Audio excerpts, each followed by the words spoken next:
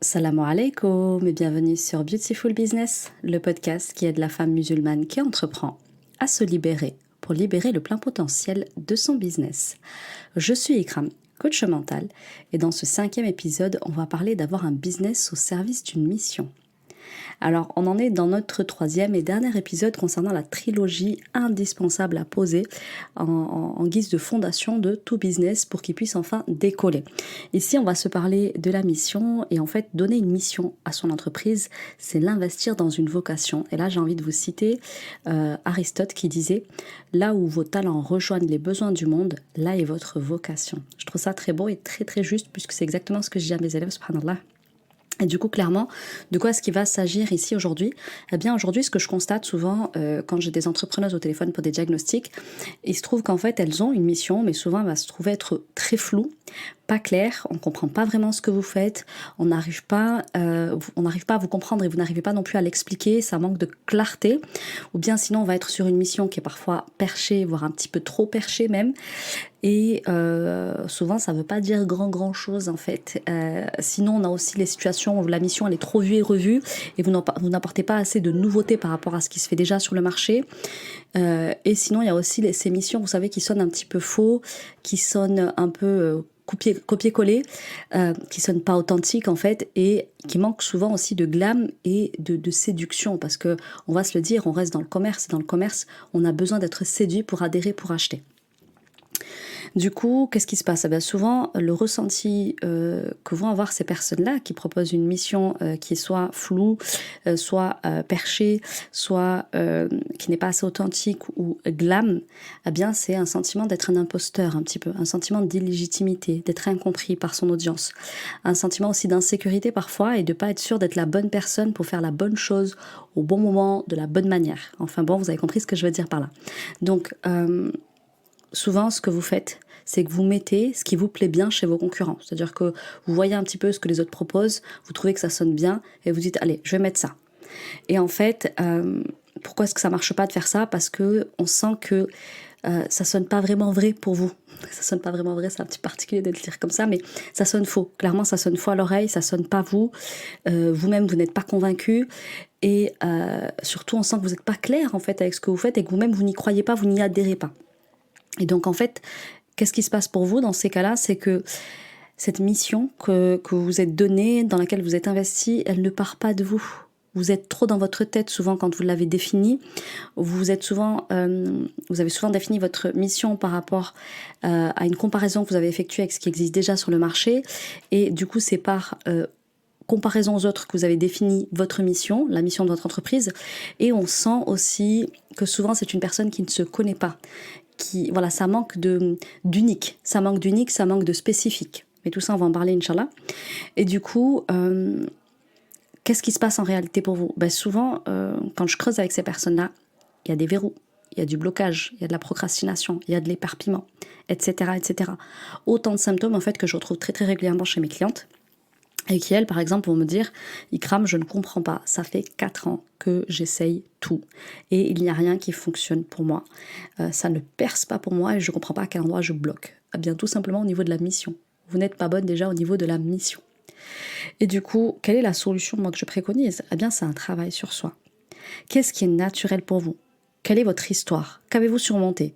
Sur quoi vient-on naturellement vous demander de l'aide et des conseils?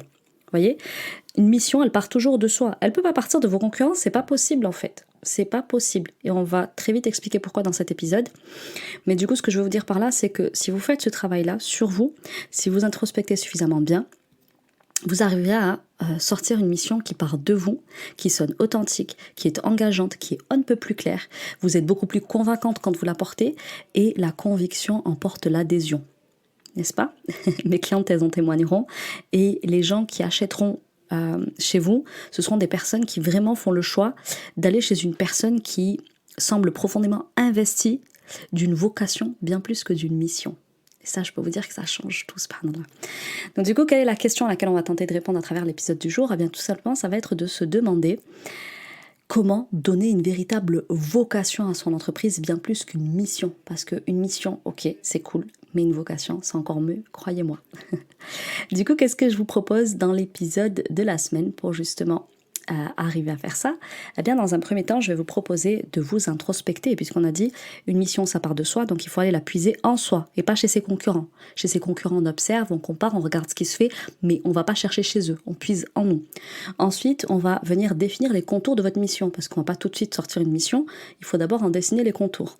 Et puis après, pour terminer, ce que j'aime bien faire, c'est apporter une touche d'authentique et de glam, voilà, une touche séduisante, parce qu'on reste dans la vente et le milieu du commerce, il faut séduire, il faut venir chercher le client. Il faut lui donner envie. Et c'est ce qu'on va venir faire dans un troisième et dernier temps. Du coup, je vous disais, une mission, ça se puise avant tout en soi. Il n'y a pas besoin d'aller chercher midi 14h, d'aller regarder et scroller ce que les autres font. Non, il faut partir de soi. Mais déjà, pour comprendre ça, il faut déjà comprendre les enjeux de la mission. La mission, c'est principalement là que se joue votre positionnement. Et je vous en ai assez parlé, ça fait à peine 5 épisodes, mais 5 épisodes où je vous rabâche cette histoire de positionnement unique que vous négligez trop. Et c'est normal parce que si vous négligez les 3 piliers, valeur, mission, vision de votre entreprise, eh bien c'est pas étonnant que le positionnement ne soit pas bon. On se positionne de façon unique sur un marché à tel point on en crée une barrière à l'entrée dès lors qu'on a compris que la mission est un critère de positionnement. Ça permet clairement de se positionner sur un marché. L'idée c'est plus j'apprends à me positionner, enfin plus je fais en sorte en tout cas de me positionner d'une façon qui m'est unique, qui m'est propre et qui vient de mes tripes, qui vient de mon âme, qui vient de mon cœur, plus je vais avoir une offre signature qui est claire, qui est spécifique et qui est destinée pour un client idéal précis. Ça va être votre première mission. C'est-à-dire que, il l'a dit Aristote, votre vocation, ça va être la rencontre entre vos talents et les besoins du monde. Alors là, on parle du monde au sens large, mais on peut affiner le monde de la femme musulmane, le monde des dresseurs de chiens, le monde, je sais pas moi, des cuisinières, j'en sais rien. Ça peut être le monde des mamans, le monde des enfants, peu importe. Mais il vous faut une offre qui soit suffisamment claire, une offre signature, parce que souvent vous avez plusieurs offres. Ça, c'est catastrophique de démarrer une entreprise d'accompagnement en ligne avec plusieurs offres signatures. C'est pas possible. Bon, déjà, ça n'existe pas. C'est une offre signature. Après, il y a une multiplicité d'offres. Moi, je conseille jamais d'en avoir beaucoup dans les débuts. Je conseille toujours d'en avoir qu'une seule. Je conseille de faire en sorte qu'elle soit claire, parce que si on ne sait pas ce que vous vendez, si on ne comprend pas bien, ça aura l'air flou. Et si vous êtes une entreprise qui débute, vous allez remettre en jeu votre crédibilité alors que vous êtes en train de la bâtir. Ensuite, il faut que ce soit suffisamment spécifique. Parce que ça, vous avez déjà dû l'entendre et je vais y revenir tout à l'heure, les gens, quand ils ont un problème au cœur, ils ne vont pas chez le généraliste, ils vont chez le cardiologue. Mais tout à l'heure, je vais y revenir, Inch'Allah, pour le développer. Et puis, il vous faut un client idéal. Et un client idéal, ça part de vous. Parce que mon client idéal, c'est pas non plus le vôtre. Et ça tombe bien, puisque les goûts et les couleurs ne se discutent pas. Et ceux avec qui moi, j'ai très très envie de travailler, peut-être que vous, ça ne vous inspire pas. Et c'est comme ça, et c'est comme en amour, en fait. Heureusement qu'on n'est pas tous attirés par le même type de partenaire. Heureusement qu'il y en a pour tous les goûts. Heureusement qu'il y en a pour toutes les formes et toutes les couleurs. Donc, du coup, il faut être au maximum précis sur ce client idéal. Et c'est justement l'enjeu de la mission. Parce que vous verrez que ça peut être un très très gros casse-tête. Et puis pour certaines clientes, je vous donnerai un cas par exemple tout à l'heure, mais vraiment se demander, voilà, quel est mon client précis, parfois c'est pas évident. Et c'est justement tout l'intérêt de l'épisode du jour qui va se présenter d'ailleurs un petit peu comme un podcast coaching. Vous connaissez mes story coaching, là vous allez découvrir les podcasts coaching. Je dis ça pour celles qui connaissent déjà et qui me suivaient sur la chaîne de podcast Beautiful Mindset qui n'existe plus mais qui a précédé cette chaîne-là. Vous en aviez l'habitude et là c'est le premier épisode où je vous le fais un petit peu en mode coaching, vous allez kiffer, vous allez voir si vous découvrez. Alors du coup, une fois qu'on a compris qu'il y a un vrai positionnement là qui se joue et qu'il faut prendre le temps de se poser avec sa mission, moi c'est le premier travail que je fais avec mes élèves, valeur, mission, vision, je ne les lâche pas tant qu'on n'a pas arrêté ça. Eh bien là, ça va être de dégommer les croyances que vous pouvez avoir, les pensées que vous pouvez avoir, les convictions que vous pouvez avoir à propos de la mission. Souvent, vous racontez l'histoire que ouais, mais moi je vois pas bien quelle mission je peux faire parce que j'ai rien de spécifique à apporter en fait. Il y a déjà des personnes qui font ce que moi je sais faire et qui le font mieux que moi en fait. Ouais, ok, moi je réponds à ça qu'il y a 150 boulangeries, mais elles ont toutes une manière bien spécifique de faire du pain. Elles n'ont pas la même éthique, elles n'ont pas les mêmes fournisseurs, elles n'ont pas les mêmes ingrédients. Vous voyez ce que je veux dire ? Il y a autant de boulangeries qu'il y a de boulangères. C'est ça que j'ai envie de dire en fait. C'est qu'une boulangère n'en vaut pas une autre. Et ça, je pense que vous l'avez bien remarqué, que vous soyez en région parisienne, dans le sud ou ailleurs. On a tous notre petite boulangerie parce qu'elle, elle fait le pain différemment, parce qu'elle, elle est sympa, elle a toujours le petit mot qui va bien, parce qu'elle, elle travaille en famille et j'aime beaucoup le côté artisanal, parce que ceci, parce que cela. Eh bien voilà, c'est pareil pour tout en fait. Donc il est où le problème qu'il y ait plusieurs personnes qui fassent la même chose, On peut faire la même chose mais le faire différemment, avec une autre sensibilité, avec une autre éthique, avec d'autres valeurs, avec Voilà une autre manière de proposer le service ou le produit, etc., etc. Donc arrêtez avec cette histoire-là, elle ne tient pas la route. La deuxième chose que vous avez raconter, c'est ouais, mais est-ce que je suis vraiment légitime à proposer cette mission-là, en tout cas, d'accompagner les femmes divorcées à faire ceci, à faire cela, etc. Eh bien moi, je vous dis souvent, légitime par rapport à quoi en fait? Par rapport à qui? Est-ce qu'on parle de diplôme là? Est-ce qu'on parle d'ancienneté? On parle de quoi? Moi, je vous dis souvent, arrêtez de vous comparer. Arrêtez de vous comparer. Il vous faut certes, et ça par contre j'y dérogerai pas, je vous le dirai tout le temps, et si vous venez nous voir en appel diagnostic et que vous n'avez pas ça, on vous dira nous-mêmes, on peut pas vous aider, on peut rien faire pour vous. Il vous faut au moins une de ces deux choses, ou elles peuvent être cumulatives, si c'est cumulatif c'est top, mais si vous avez au moins un des deux, c'est génial, vous pouvez y aller et arrêter de vous poser tout un tas de questions.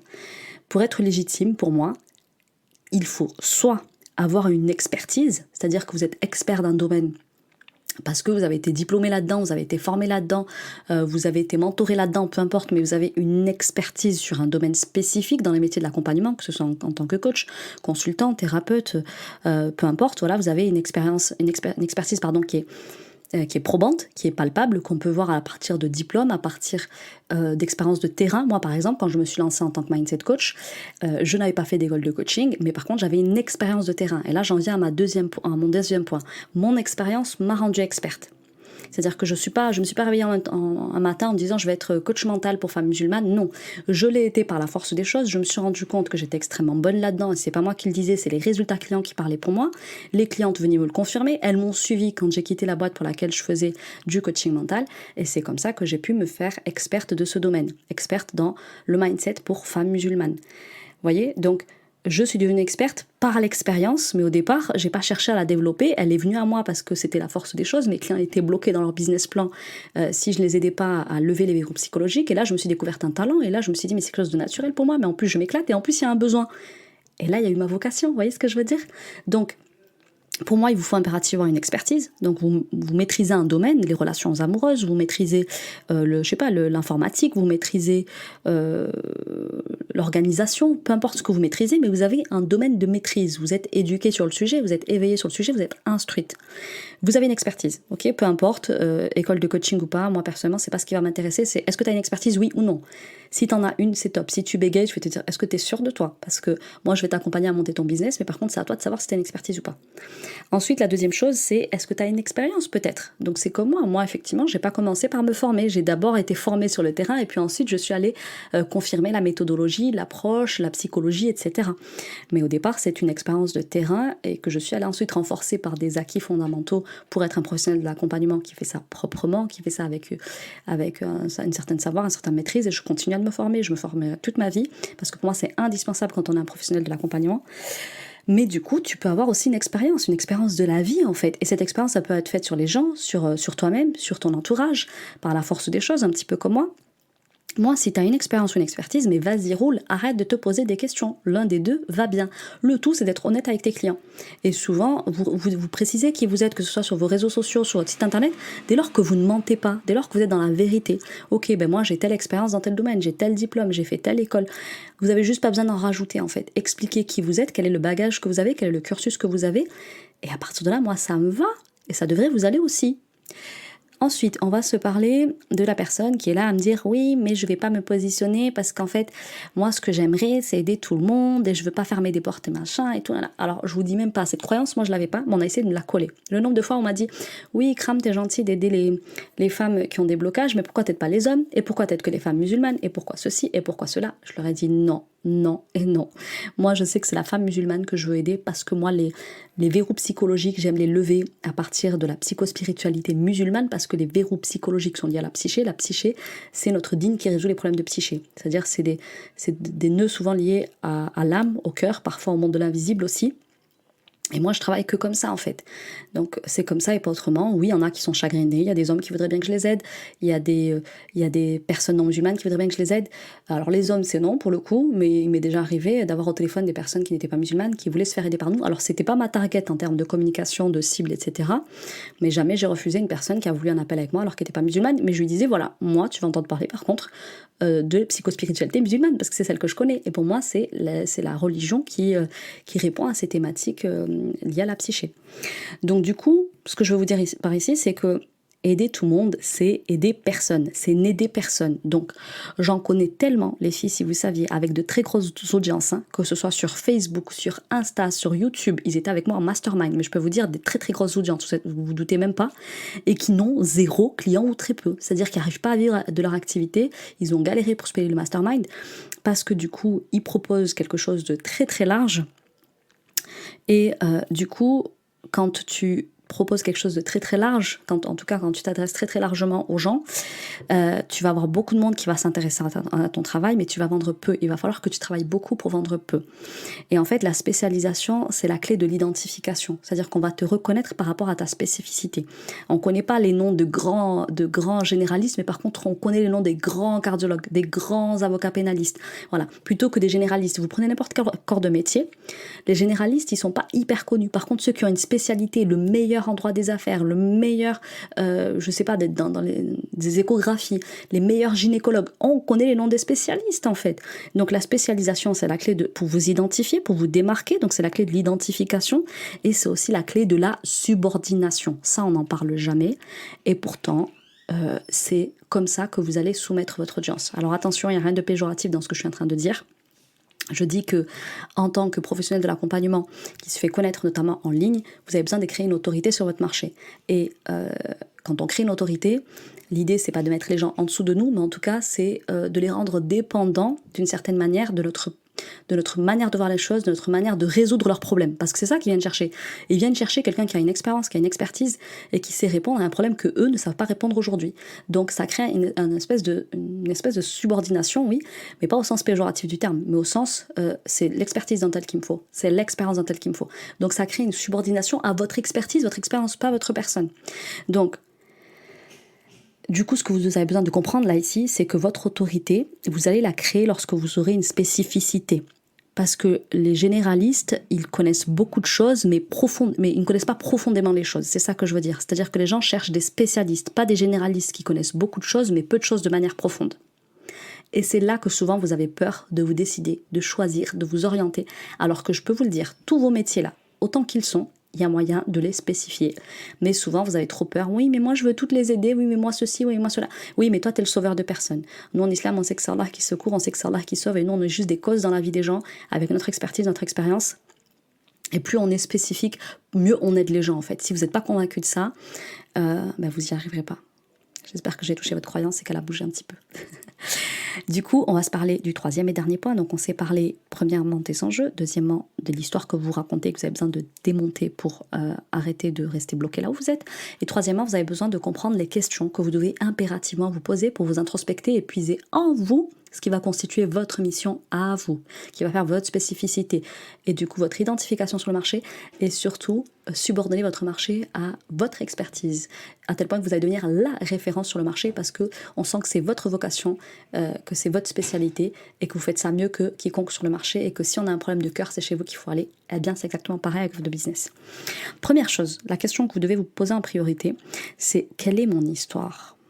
Qu'ai-je déjà dépassé comme challenge dans mon histoire ? Alors là, je mets un petit bémol, parce que c'est souvent ce que je récolte en coaching, des personnes que j'en appelle diagnostic. Je me dis, ok, elles sont au bon endroit. Elles sont clairement au bon endroit. Parce qu'elles l'ont vécu, elles l'ont surmonté, elles peuvent clairement amener les gens à faire pareil. Attention, ça ne veut pas dire qu'en tant que coach, on doit accompagner que des personnes qui ont le même vécu que nous, pas du tout. Mais attention, il m'est arrivé souvent de tomber sur des personnes qui voulaient aider des personnes dans une thématique qu'elles n'avaient pas encore dépassée. Et parfois, l'être humain, il est très bon pour se mentir et pour se dire qu'il a dépassé ça, mais la réalité va vous rattraper et vous montrer que vous n'avez pas vous-même dépassé. Et vous allez le voir comment ? Vous allez le voir parce que vous allez procrastiner sur la création du contenu, vous allez procrastiner à vendre, vous allez avoir peur de vendre, vous allez avoir peur de prendre des appels. C'est ce qui s'est passé, par exemple, pour une cliente qui à un moment donné s'est lancée dans l'accompagnement de femmes divorcées pour apprendre à se connaître, parce que c'est un travail qu'elle a fait après son divorce, d'apprendre à se connaître. Et au final, elle s'est rendue compte que c'était difficile pour elle et elle s'est réorientée. Donc ça arrive à elle, mais je peux vous donner 150 exemples de personnes dans cette situation qui ont voulu accompagner des personnes en pensant qu'elle c'était derrière elle, mais en fait ça n'était pas vraiment derrière elle. Et je vous l'ai dit, votre business est une projection de vous, il va vous mettre face à ce que vous êtes à l'instant T. Si aujourd'hui vous n'avez pas dépassé cette chose-là, ne vous étonnez pas que ça bloque dans votre business, c'est que vous êtes en train d'essayer d'accompagner sur une thématique que vous-même vous n'avez pas dépassée.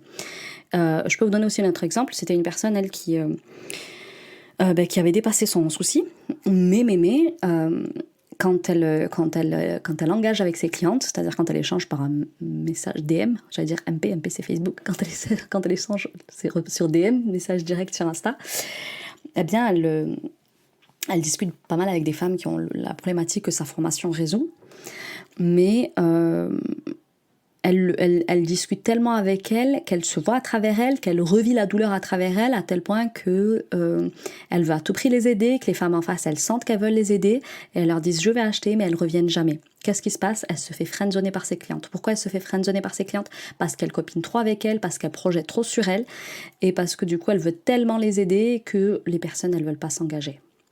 Et oui, c'est une mauvaise idée de projeter son histoire sur les autres, laisser les autres être responsables de leur vie.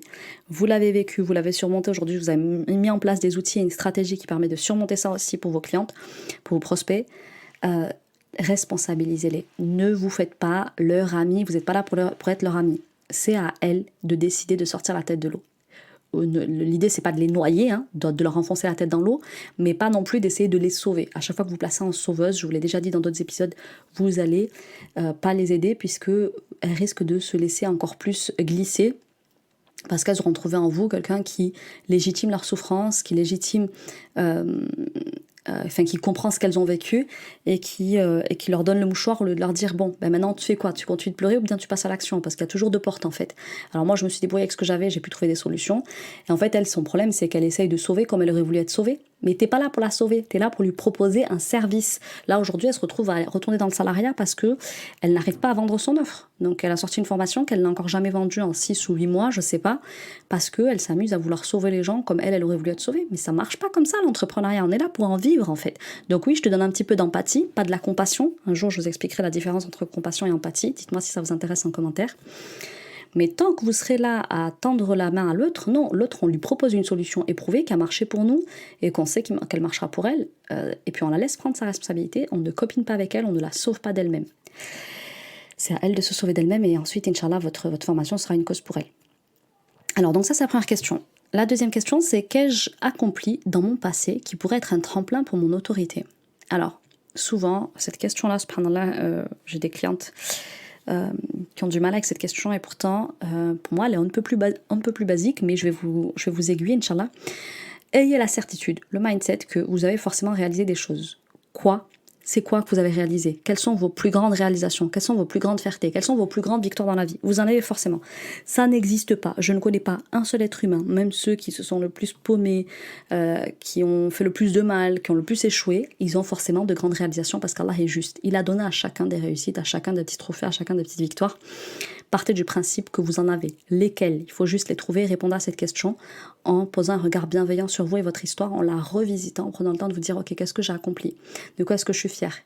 Qu'est-ce que j'ai fait de grand dans ma vie? Alors t'en as peut-être pas fait 50, mais t'en as fait au moins 1, 2, 3 peut-être. Il y a une cliente qui m'en a sorti qu'une, mais je sais bien que c'est parce que voilà, elle a du mal à se regarder avec un regard bienveillant, mais avec un travail sur elle, Inch'Allah, je sais que quand on lui reposera la question, ça deviendra beaucoup plus fluide. Alors, l'autre question, c'est qu'est-ce qui est facile pour moi et sur lesquels les gens me demandent naturellement conseil? Donc en général, c'est là que vous allez avoir une expertise, une expérience, une facilité innée. Donc, sur quoi est-ce que les gens vous sollicitent? Moi, je sais qu'on vient souvent me solliciter sur est-ce que tu peux me relire mon courrier? Est-ce que là, c'est français? Est-ce que je peux le dire comme ça? Comment est-ce que tu expliques ça? Comment est-ce que je pourrais lui dire cette chose-là, cette personne-là, etc., etc. Donc, c'est très lié à la communication, au parler, à l'écrit, à l'interaction avec les êtres humains. Et ça tombe bien parce que c'est mon métier. Après, on me demande aussi beaucoup de conseils business, vous vous en doutez. C'est pour ça que j'ai donné jour à Beautiful Business il n'y a pas si longtemps. C'est pour dire aux gens, yes, j'ai compris, c'est bon, je vais vous aider là-dedans. Donc voilà, donc là où on vous sollicite le plus, et souvent c'est pas 1 ou 2 personnes, c'est tout le temps, on vous appelle que pour ça. Donc, et vous, naturellement aussi, vous le faites en général. Vous donnez des conseils le plus naturellement du monde parce que c'est quelque chose d'inné en vous. Donc vous allez chercher très très loin, en fait, c'est sous votre nez en général. L'autre question que vous pouvez poser, c'est quels sont les sujets sur lesquels j'aime énormément apprendre. Alors, sur quoi est-ce que vous êtes incollable? Sur quoi est-ce que vous aimez le plus apprendre? Sur lesquels vous aimez le plus lire? Donc moi, ça m'a toujours passionné de lire des articles de psychologie, les Marie-Claire et compagnie, là. Bon, même si aujourd'hui, je me rends compte que ce qu'il y a dedans, c'est pas génial, mais alhamdoulilah, j'ai toujours eu un penchant vers ça. D'ailleurs, j'ai hésité entre la fac de droit, parce que vous le savez, je suis juriste de métier. J'avais hésité, donc j'avais passé d'abord Sciences Po, et puis après j'ai hésité à passer fac de droit ou bien psycho, quand j'ai pas eu Sciences Po.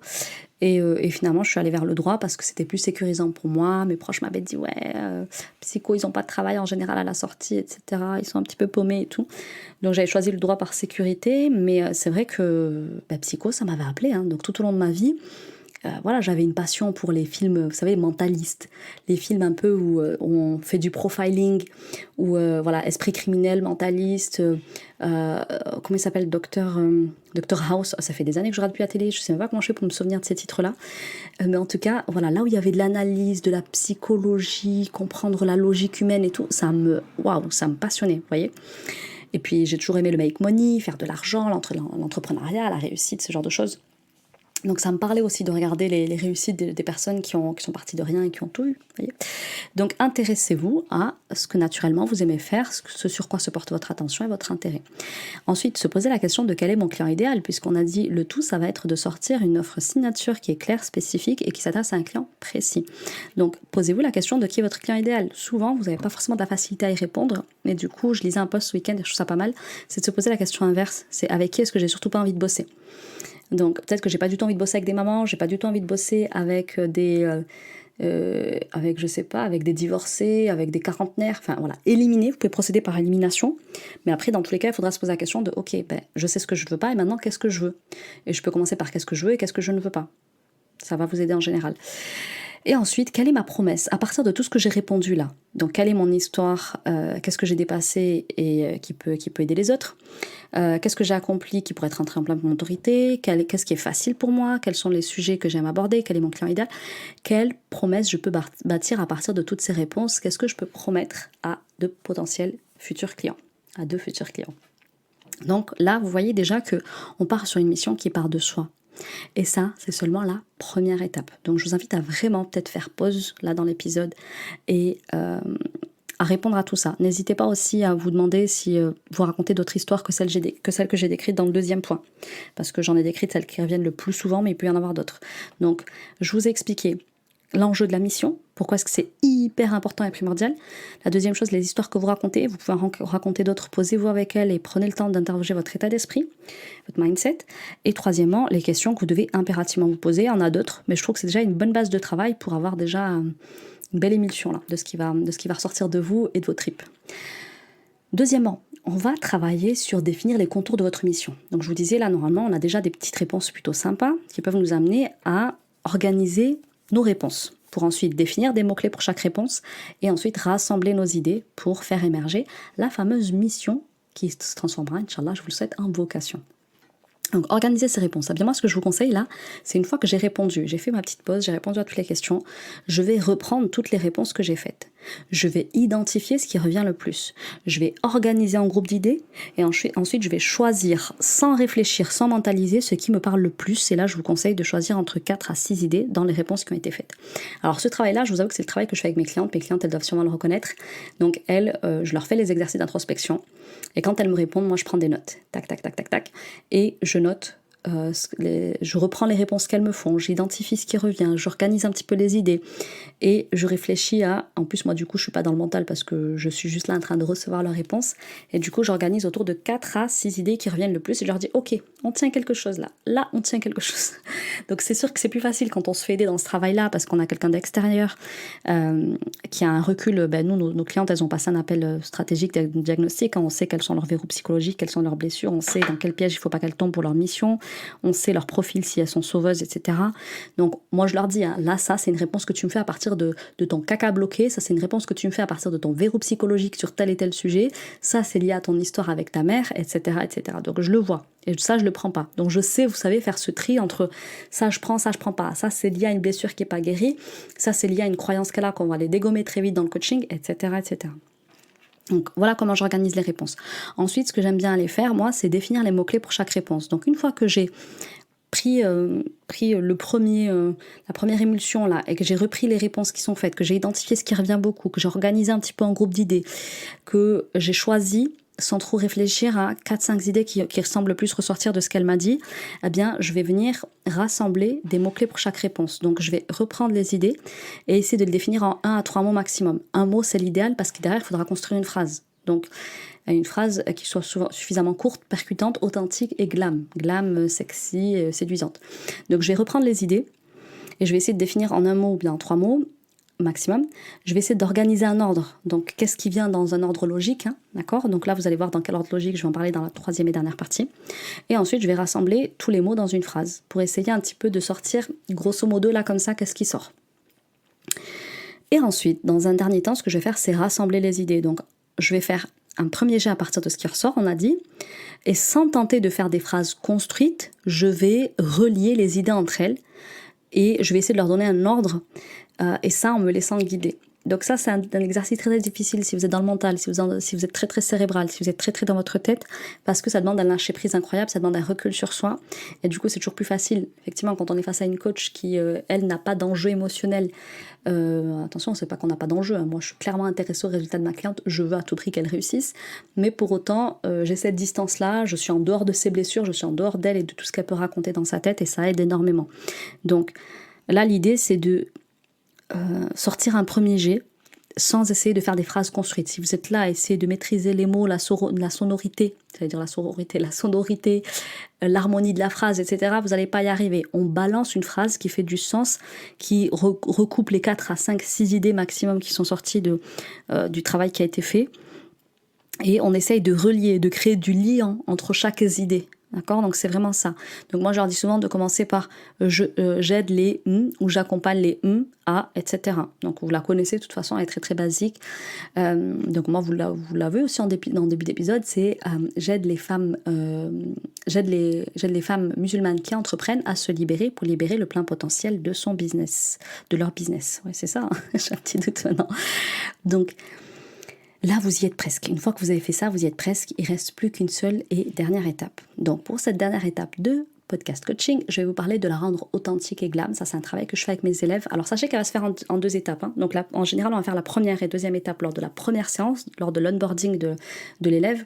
Et ce n'est qu'en fin de semaine, je vais la laisser un petit peu faire redescendre tout ça et lui faire la dernière étape avec cette consigne-là qu'elle doit me produire quelque chose d'authentique et de glam qu'ensuite je vais venir valider. Donc quelques jours plus tard, elle doit me produire ça. Donc, moi, ce que je leur dis, c'est ok, maintenant qu'on a sorti un premier jet là, c'est pas encore hyper glam, c'est pas encore hyper sexy, c'est pas encore hyper, ça manque de lien encore, mais les grandes idées elles sont là, ça va tourner autour de ça, il va falloir choisir, il va falloir créer quelque chose de joli et d'authentique qui vient de toi, pas quelque chose de pompé.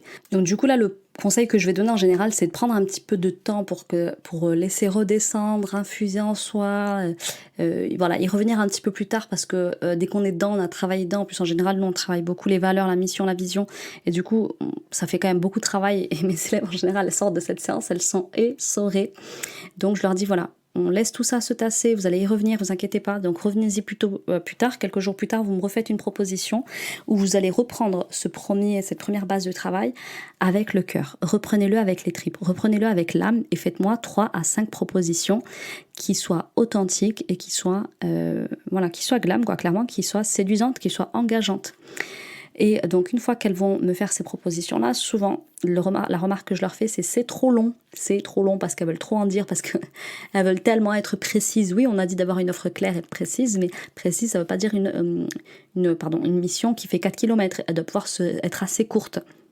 Donc souvent, je leur demande de raccourcir parce que j'aime bien la faire passer au test de un enfant de 8 ans, est-ce que tu vas le perdre là, oui ou non ? Si c'est une phrase à rallonge que le gosse de 8 ans, tu le perds, c'est que c'est trop long. Donc, attention, ça doit être assez clair pour être compris par un enfant qui a le B à bas du vocabulaire. Bon, à 8 ans, il parle quand même assez bien, mais vous m'avez comprise, entre 6 et 8 ans, il doit pouvoir comprendre ce que vous dites là. Donc, vous avez des mots simples, clairs, efficaces, ça doit pas être trop long, et ça doit pouvoir rentrer dans votre bio Insta, YouTube, une phrase typique sur votre site internet ou bien un slogan sur un podcast comme je le fais moi en introduction de chacun de mes épisodes. Donc par exemple sur Beautiful Mindset, c'était le podcast qui aide la femme musulmane à s'élever mentalement, intellectuellement et spirituellement. Ça peut être ça. Donc vous voyez, c'est très très court et ça se retient assez facilement, ça rentre dans la tête et ça s'imprime dans le cerveau des personnes. Et ça on va en parler, c'est le dernier point. Donc du coup ça doit être assez court pour entrer sur une bio. Et ouais, vous êtes en ligne, donc vous avez besoin en général d'avoir des réseaux sociaux, vous en avez, donc il faut y penser aussi. Et puis moi j'aime bien faire passer aussi le test de est-ce que dans ta promesse là, dans ta mission que tu vas épingler partout sur tes canaux de diffusion, même si en général il faut avoir un canal, une offre, qu'est-ce qui manque? Un message, un canal, une offre. Voilà. Moi ce que je vérifie toujours c'est est-ce qu'il y a bien le point A, est-ce qu'il y a bien le point B? Est-ce qu'on a bien le mouvement que tu vas faire passer à la personne qui va venir chez toi? La personne, quand elle va venir chez toi, elle est à quel stade de sa vie? Elle va ressortir à quel stade de sa vie? Quelle est sa situation actuelle? Quelle est sa situation désirée? De quel état émotionnel elle va passer à... quel autre état émotionnel elle va passer. Donc par exemple, de femme au foyer désespérée à femme au foyer qui rayonne, ou en tout cas femme accomplie, rayonnante, j'en sais rien, je vous dis quelque chose d'assez basique. Mais par exemple, ça peut être de maître chien, maître, comment dire, ouais, on appelle ça un maître, je sais pas ce que j'ai avec les animaux aujourd'hui, de maître complètement dépassé par son chien à un maître qui est parfaitement obéi par son chien. Voilà, c'est pas très glam, c'est pas très machin, mais vous m'avez compris. On passe d'un état émotionnel à l'autre. Dans l'un, je suis dépassée, dans l'autre, je suis obéie. Je suis désespérée à je suis accomplie et épanouie, etc. Donc l'idée, c'est que ce soit suffisamment court, clair, précis, que ça décrive bien le point A et le point B, le mouvement que vous allez faire à la personne, sa situation actuelle, sa situation désirée, l'état émotionnel dans lequel elle est aujourd'hui et l'état émotionnel dans lequel elle va passer. Donc moi, ma promesse, c'est vous allez venir bloquer, vous allez repartir libéré. Et du coup, il faut que ça puisse s'imprimer dans la tête des gens tel un leitmotiv. C'est-à-dire qu'ils savent que telle mission, c'est telle personne et que vous êtes la référence sur ce marché-là parce que vous êtes celle qui fait des miracles sur ce sujet-là, parce que vous êtes spécifique là-dedans, parce que vous avez une spécialité là-dedans, parce qu'il n'y a que vous qui le proposez. Vous voyez comment on est unique du coup sur le marché en ayant cette proposition-là. Ça a marché pour moi, ça marchera pour vous et ça marche à tous les coups. C'est mon expérience qui vous le dit. Du coup, qu'est-ce que j'avais envie de vous dire pour résumer? Eh bien, donnez bien plus qu'une mission à votre entreprise. Donnez-lui une vocation. Ça crée un effet aimant autour de votre entreprise que vous imaginez même pas. Pensez à avoir quelque chose qui est suffisamment engageant, qui est suffisamment authentique, qui est suffisamment séduisant, qui peut être compris par un enfant de 8 ans. Si vous êtes tout le temps en train d'expliquer votre mission parce qu'on a du mal à la comprendre, parce qu'on ne sait pas trop bien, parce que ça ne s'imprime pas dans la tête des gens, vous ne tenez pas la bonne mission. Vérifiez qu'il s'agit bien de vous. Introspectez pour vérifier que ça sorte bien de votre trip. Si ça sort des tripes de quelqu'un d'autre, ça va sonner faux et on ne viendra pas acheter chez vous. Soyez spécifique, soyez clair, soyez précise et on aura tout dit pour aujourd'hui. Je vous retrouve la semaine prochaine pour un épisode un petit peu spécial par rapport à tout ce que j'ai pu vous proposer. Je me suis dit qu'après cette trilogie valeur, mission, vision, il était temps de venir vous proposer quelque chose d'un petit peu différent. En fait, la semaine prochaine, pour tout vous dire, j'ai envie de vous inspirer et je vais interviewer une entrepreneuse qui a cartonné en ligne et elle va vous révéler des secrets de réussite en ligne qui vont tellement vous aider. S'il vous plaît, ne ratez pas ce rendez-vous, il va être hyper important. Ce sera lundi prochain à 19h, soyez présents au rendez-vous. Je vous invite à vous abonner à ma chaîne, la partager très très largement, notez l'épisode s'il vous plaît, un petit commentaire, ça fait toujours bien plaisir, et puis n'hésitez pas à me dire comme d'habitude de quoi est-ce que vous aimeriez que je vous parle dans les prochains épisodes. À très très vite, bisous, très belle semaine, salam alaikum.